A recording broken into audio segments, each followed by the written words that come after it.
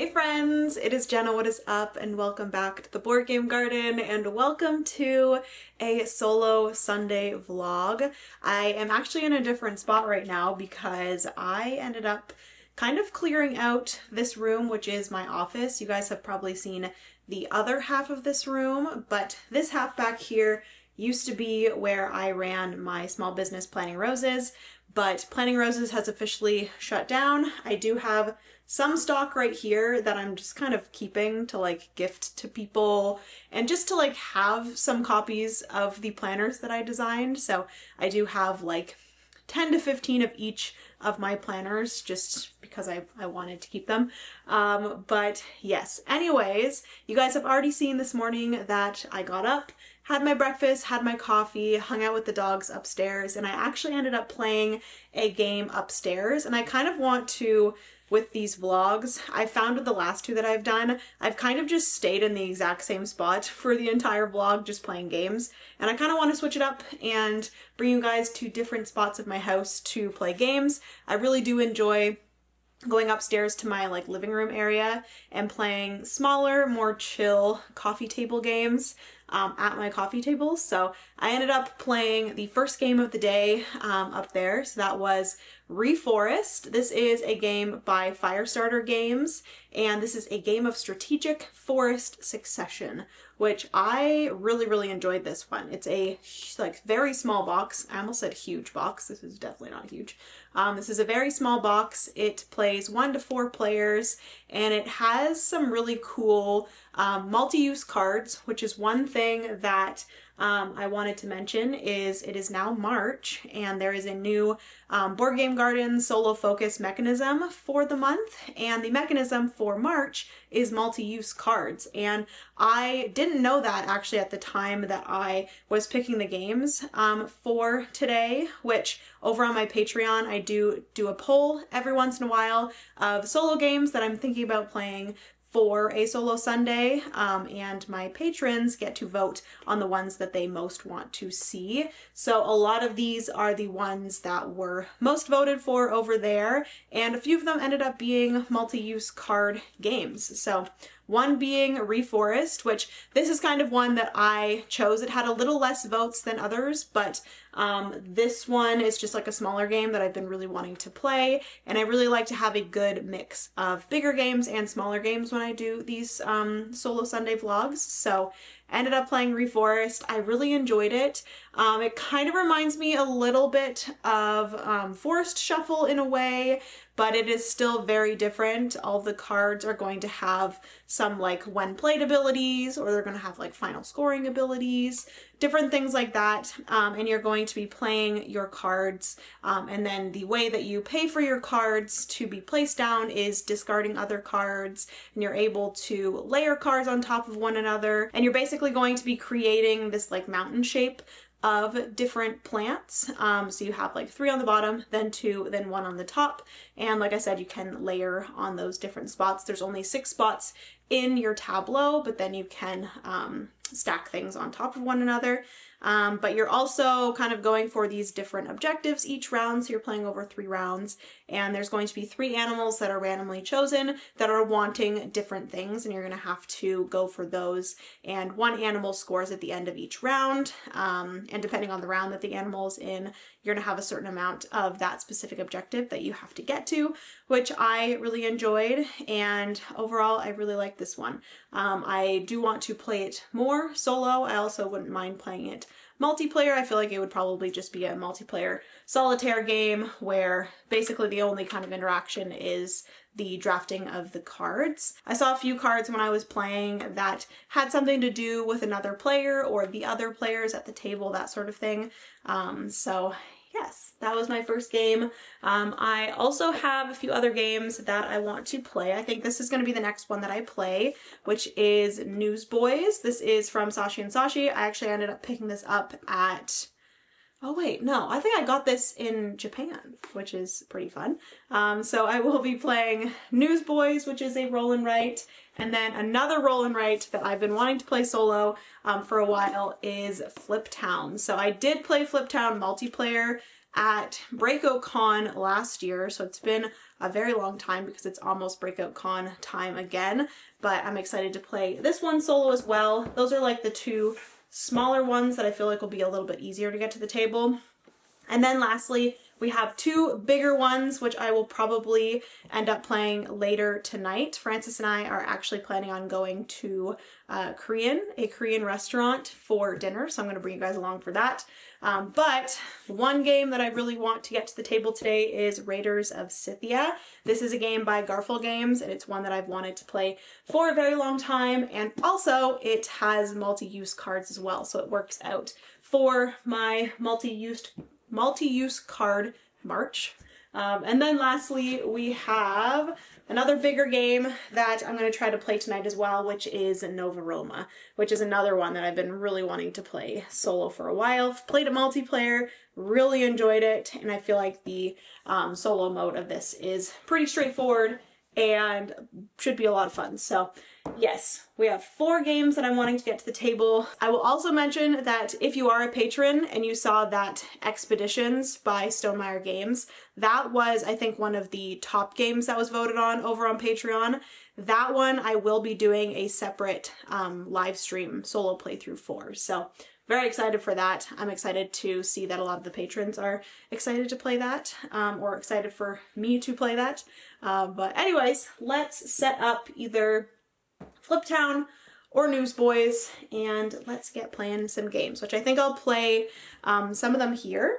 I have like a new little table here, which this is definitely not, you guys can see I have more games in the background here. You guys will see the transformation of this room in a video, probably within like 2 months. You guys can see here that I'm like nowhere close to finishing the transformation of this room. I think this kind of background here is going to be a new filming setup for me, which I think will be really nice. I put a rug down in here so it's not as echoey in here because it is actually a pretty big room. Once I got everything cleared out, I realized that it's quite a large room. But yeah, you guys will see a whole video on me redoing this room, which like I said, this half is going to be a new filming setup so I can switch up the filming setup. I might also start doing live streams in here instead of out in my board game room. We will see. And then the other side of the room that you guys can't see is my office, which will primarily stay the same. My desk is going to stay in the same spot. I'm just going to decorate it a little bit more. And then also in here, I think I'm going to paint all the walls like a dark green, which I am so excited. It has been my dream to have a fully dark room for a really long time because I just love the like dark walls, kind of moody vibes of some rooms, and we don't have any rooms in our house that are dark. So anyways, I'm going to stop yapping. Apologies for this intro being so long, but we are going to get into playing some games.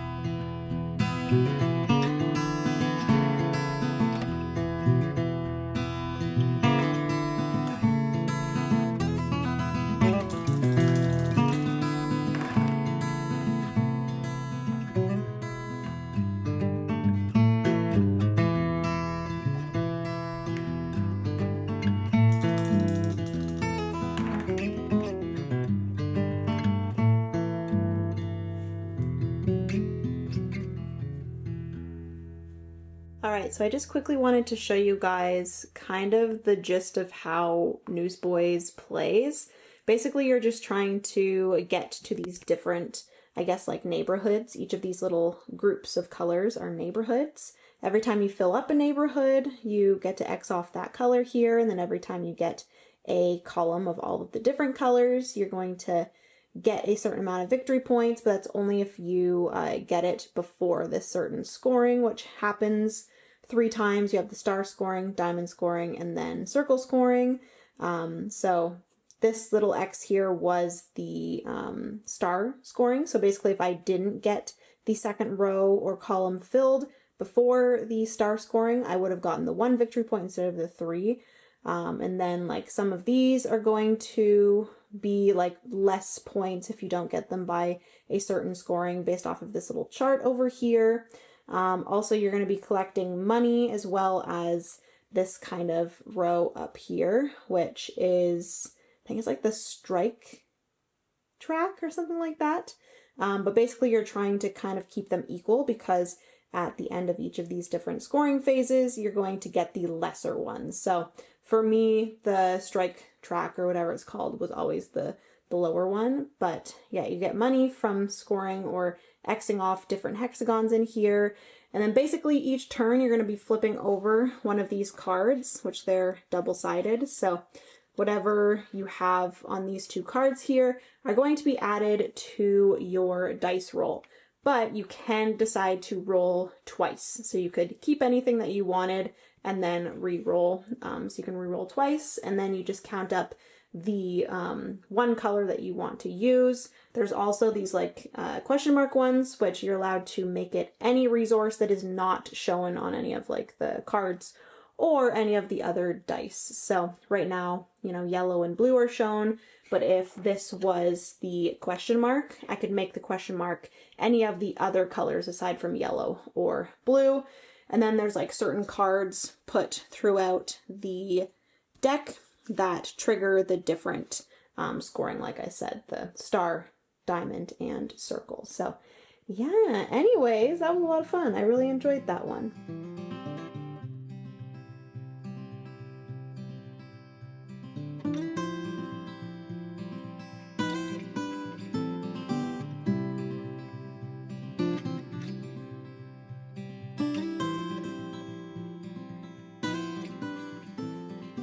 All right, so I am not used to holding this camera because this is one of like my bigger cameras and it's very heavy, but I am trying to decide if I want to set up one of the bigger games because Francis and I are going to be leaving to go to Korean in like 45 minutes. So I'm trying to decide if I want to set up one of the bigger games and then just chill, go out for Korean, and then come back and play one of them. Or I could play Fliptown. And I don't know if you guys can hear, but Penny's snoring. She's so cute. Or I can play Fliptown now, and then when I get back, just worry about the 2 bigger ones. So I think I might do that just so that when I get back, I can just get comfy, get cozy. We're going to set up the bigger games in the board game room for sure.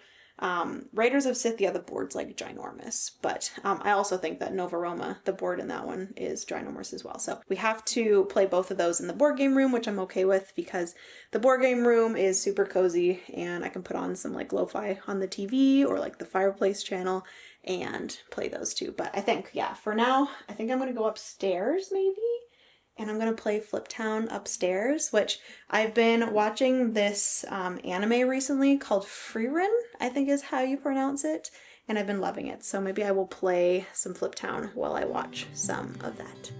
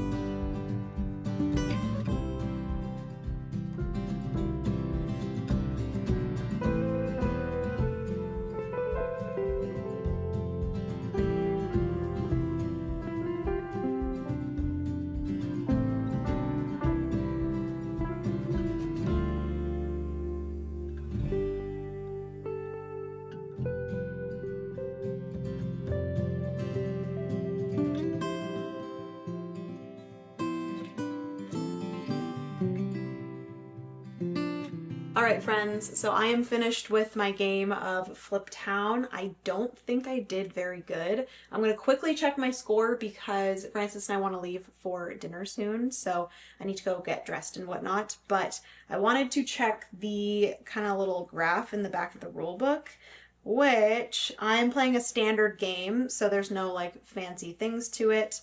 Oh, actually with character. Which I used a character, I got the Marshal, which I didn't love because they just have a special ability that once per game with the sheriff, or when the sheriff attempts to arrest, you may draw a card and use it as the sheriff card.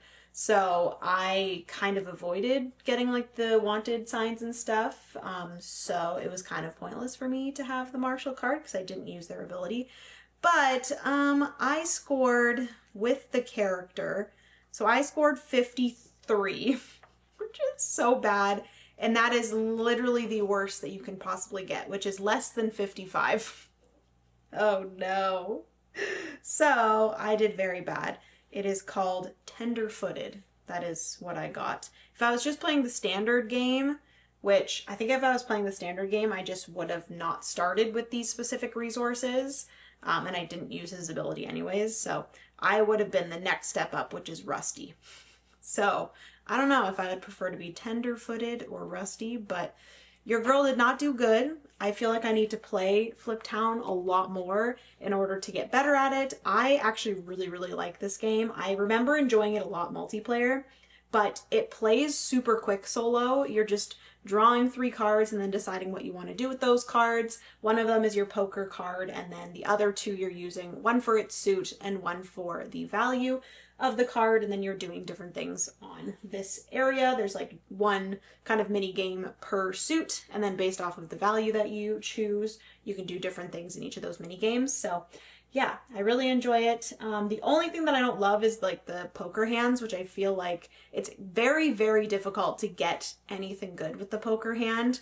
I think I focus too much on trying to get a good poker hand, and I think that actually screws me over for getting good things done on the map, because whenever I flip over those 3 cards each round or each turn, I am first looking for a card for my poker hand, which I feel like is probably not the best thing to do.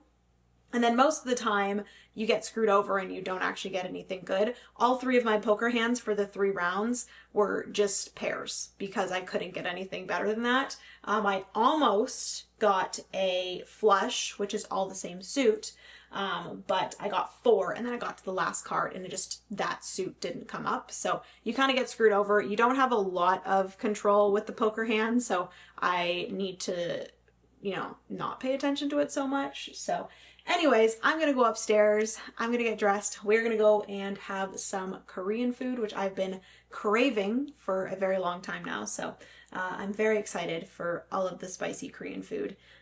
So I'm going to take you guys along. I'll show you what we get. And then once I get back, I am going to try to play both Raiders of Scythia as well as Nova Roma. So fingers crossed I can get those both played. If not, that is okay. Like I said with my past solo Sunday vlog, I never want to like pressure myself to get as many games played as possible. These vlogs are meant to just be chill, just play games that I want to play and have a fun, relaxing Sunday. So yes. Anyways, let's go get some Korean food.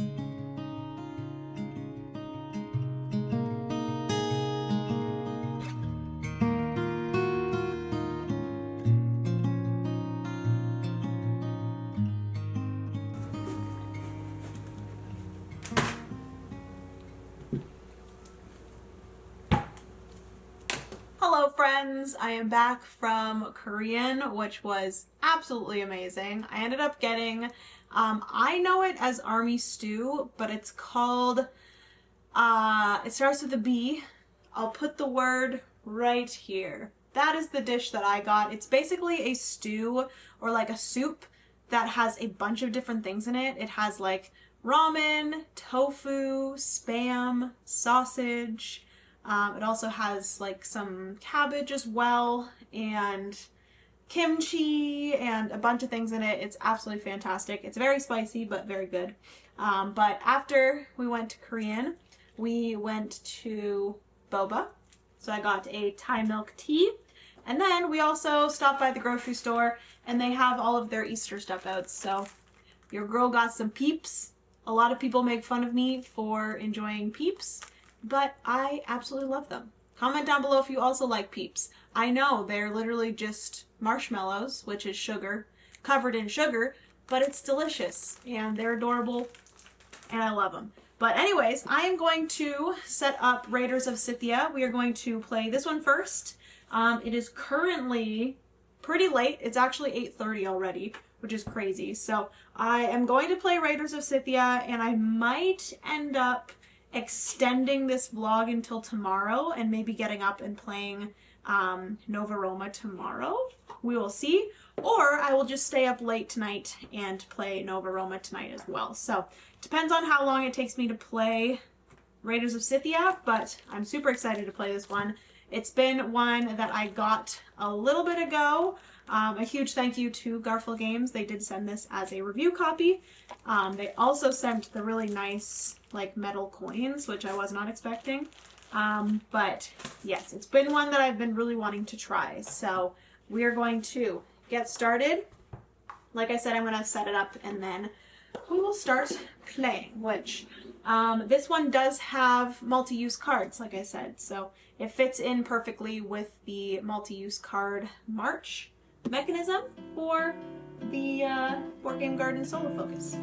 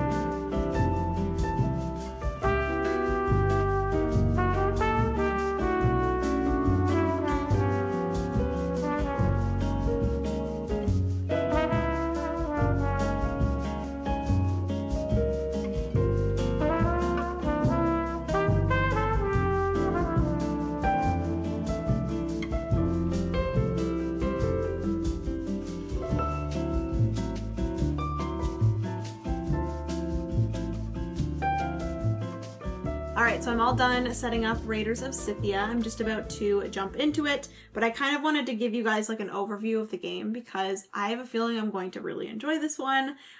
Basically, you are trying to raid these different areas. There are 4 different sections here on the board, and then this top area here that you can barely see is where a lot of your actions are going to be. So on your turn, you are either going into town to do some sort of worker placement thing.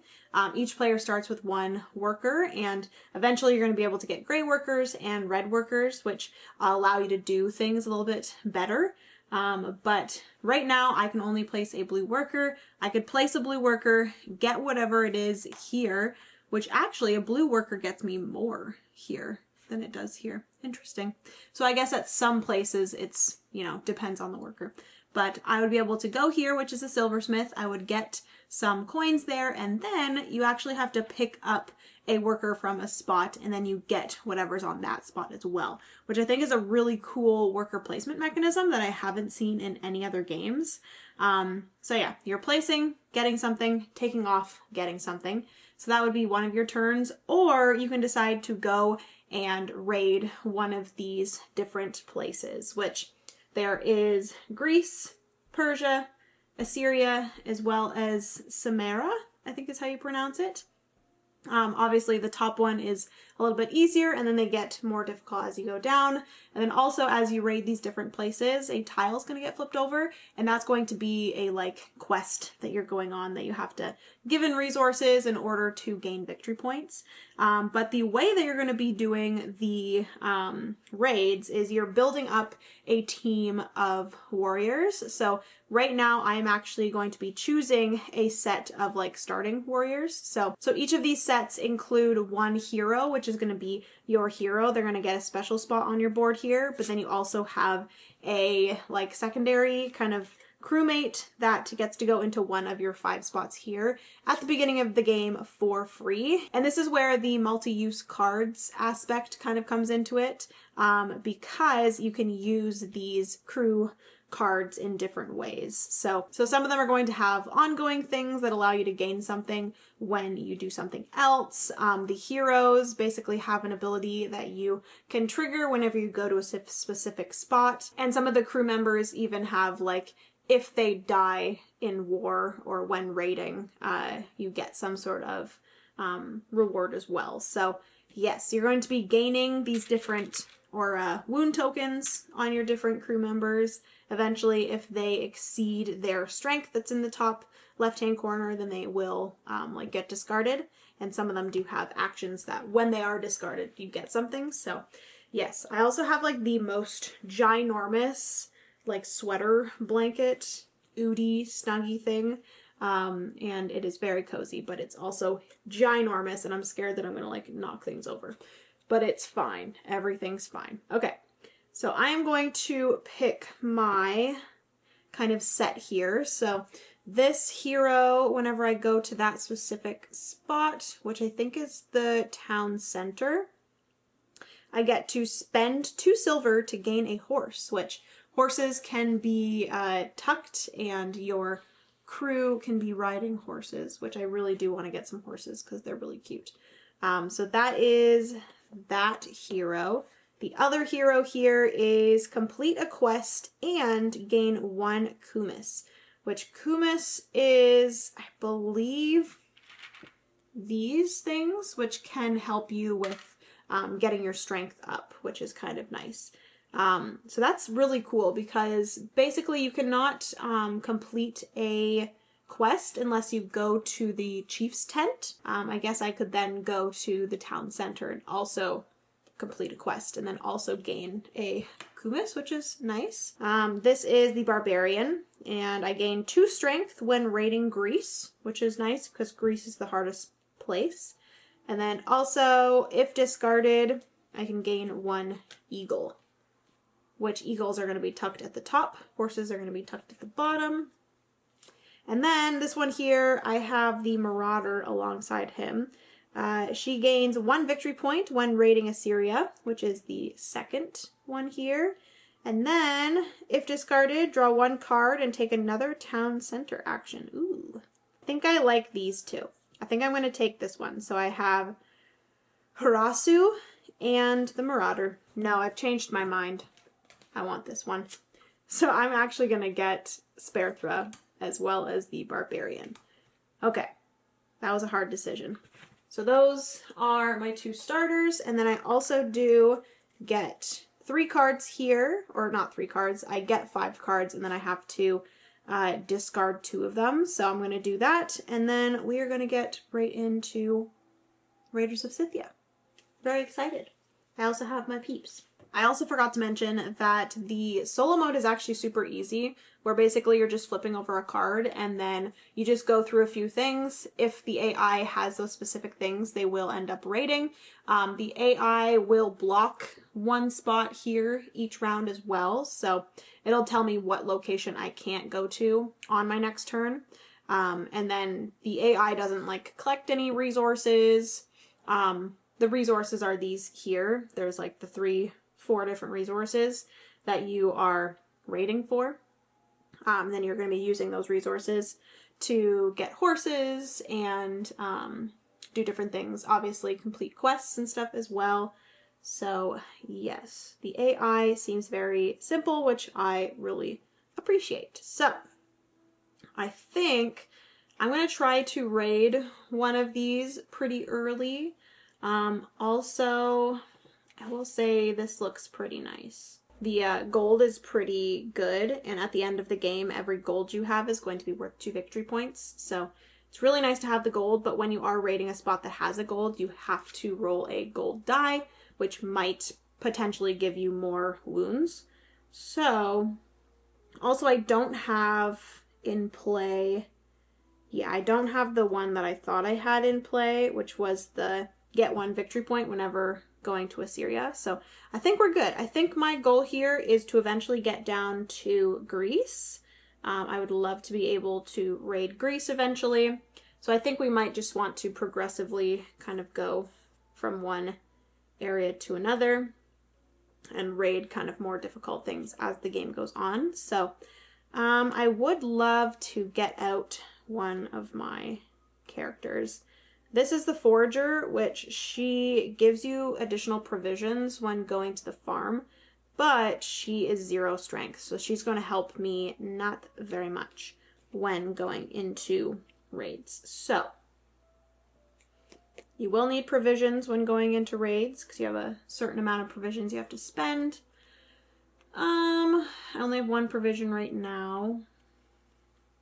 I have 3 strength. So I think right away I am going to go up here to the farm and I'm going to get 2 provisions. 1, 2. And then I have to pick up a worker and also gain something from there. So should I do that? And then I can maybe I will do that. I'm going to pick up the worker from the town center. That's going to either allow me to play one of these cards for their kind of discard ability or their play ability, rather than their, higher crew ability. So I could do that and do whatever's on here, or I could do my hero's ability.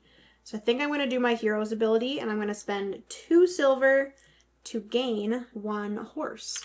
So I'm going to do that, and I have a 1 strength horse, a 3 strength horse, and a 2 strength horse. I think I'm going to get the 3 strength horse. It's this really pretty black horse. And then I just slide that under, and now my barbarian is riding a horse. And that's going to add 3 strength to my raid strength. So as of right now, I have a strength of 6. So that's pretty good. I actually might go on my next turn and just try to raid there. All right, and then we go on to the AI's turn. The AI does start with 1 provision. I will say that there are 4 different kind of difficulties of AIs. I'm playing on the least difficult one.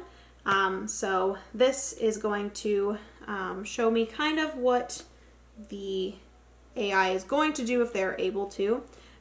So this is a Greece card, so they're definitely not going to be able to raid Greece. Basically, you're supposed to see, are there any available spaces or raids in Greece? There is, so you go down to the next thing.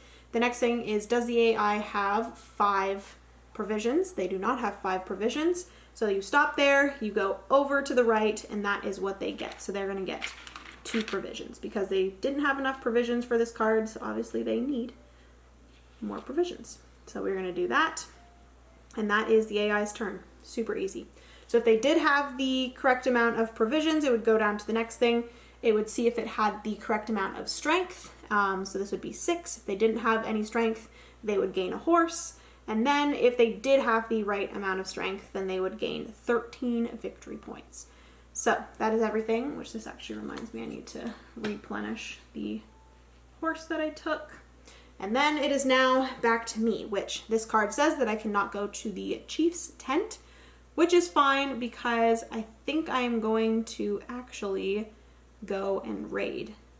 I think right away, I think I'm just going to raid. Because I have 6 strength. Just kidding, I actually can't do that because I don't have the right amount of crew. I need to have at least 2 crew in order to do that. So we're going to step back from there, and I think I might I have one coin, so I think I actually might play a card. So I'm going to place in the barracks, which allows me to either hire a crew, or I can spend one kunis, which are these. I think they're supposed to be like a drink. I could spend one of those to get rid of 2 wounds, but I'm not going to do that. So I'm going to spend 1 coin, and I'm going to hire the tattooist. She's going to go there, and now I have 2 crew members, so I'll be able to raid on my next turn. Okay, so then back to the AI, which actually, no, not back to the AI, because I get to take one off, which I think I'm going to take the meeting tent off, because I'm going to take the meeting tent action, which is I'm going to gain some more crew cards. So I'm going to gain 2 crew cards. I could also gain 1 crew card and 2 kunas, but I'm not going to do that. And then my tattooist here is gain 1 kunas after taking a meeting tent action. So I'm going to get a kunas right there. All right, so that is everything for me. We're going to go over to the AI. Boom. I did not take a chief's tent. Okay, so we are going to look at, I think they're actually going to do this. So Samara, they're going to look at Samara. They're going to actually do this one here, which it just requires 1 provision. So they do have 1 provision, but they actually do not have 2 strength. So they need 2 strength in order to do that. They do not have that, so they are going to take a horse. They're going to take the furthest right horse. They're going to add that there. We're going to replenish the horses here, and that is everything for them. I actually thought they were going to get that one, but they did not.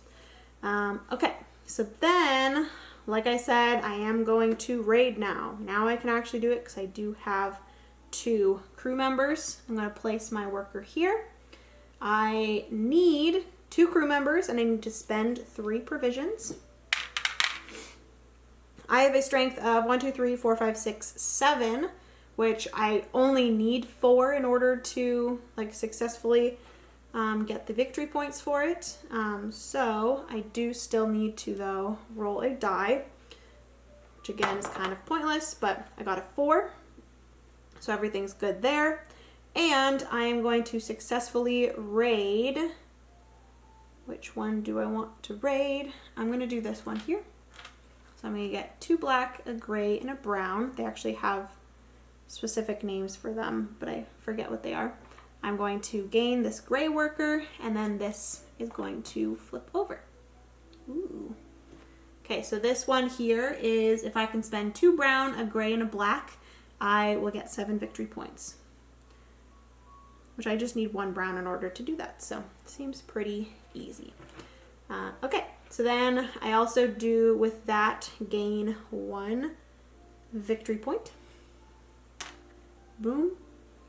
And that is everything for me.